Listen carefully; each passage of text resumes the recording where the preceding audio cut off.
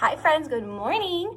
So this week is Zoo's Clues theme, which is one of my favorite themes. I wish that we were here to do it together, but we're not. So what I'm gonna do today is I'm gonna read you a story, one of my favorites, Giraffes Can't Dance, which I read all the time when I was teaching in the classroom, and I read to my kids now.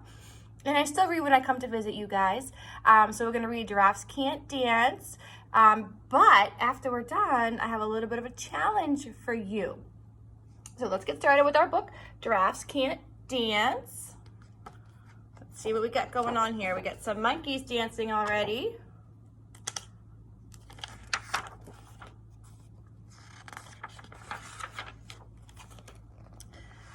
Gerald was a tall giraffe whose neck was long and slim, but his knees were awfully crooked and his legs were rather thin.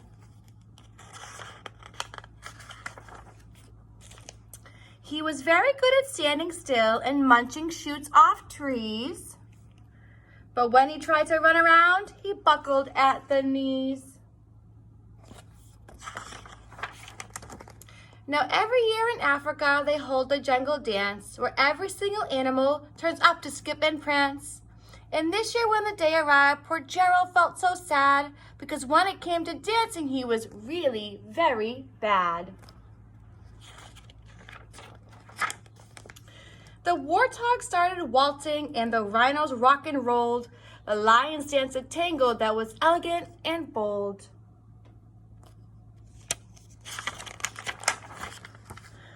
The chimps all did a cha-cha with a very Latin feel, and 8 baboons that teamed up for a splendid Scottish reel. Gerald swallowed bravely as he walked toward the floor. But the lions saw him coming and they soon began to roar.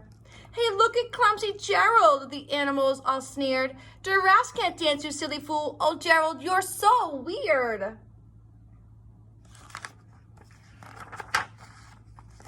Gerald simply froze up. He was rooted to the spot. They're right, he thought, I'm useless. Oh, I feel like such a clot. So he crept off from the dance floor and started walking home. He never felt so sad before, so sad and so alone. Then he found a little clearing and he looked up at the sky. The moon can be so beautiful, he whispered with a sigh. Excuse me, coughed a little cricket who'd seen Gerald earlier on, but sometimes when you're different, you just need a different song. Listen to the swaying grass and listen to the trees. To me, the sweetest music is those branches in the breeze. So imagine that the lovely moon is playing just for you. Everything makes music if you really want it to.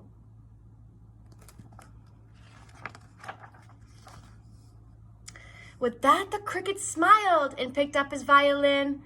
Then Gerald felt his body do the most amazing thing. His hooves started shuffling, making circles on the ground. His neck was gently swaying and his tail was swishing round.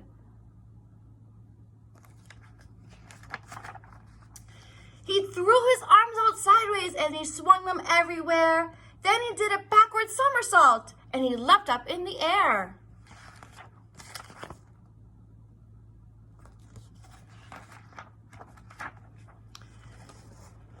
Gerald felt so wonderful, his mouth was open wide. I am dancing, yes, I'm dancing, I am dancing, Gerald cried. Then one by one, each animal who'd been there at the dance arrived while Gerald boogied on and watched him quite entranced. They shouted, it's a miracle, we must be in a dream. Gerald's the best dancer that we've ever seen.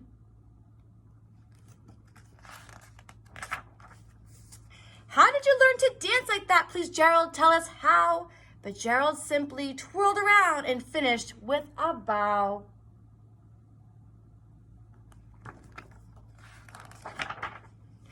Then he raised his head and looked up at the moon and stars above.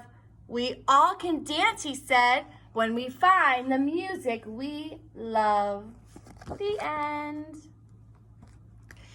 So I hope you love that story as much as I do. So this is my challenge for you.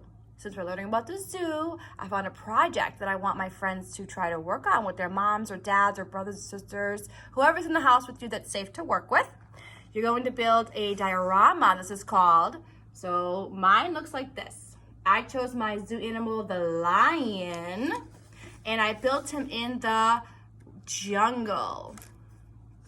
So I just used whatever things I had at home. I didn't go out and I didn't buy anything. I had a box at home. I had some paper because I have my kids at home, so I have lots of art supplies. They have lots of jungle toys. I made it a little 3D with a popped up tree and a popped up water, and then I made some jungle vines and a little snake coming through. So what I want you to do is your very best jungle artwork.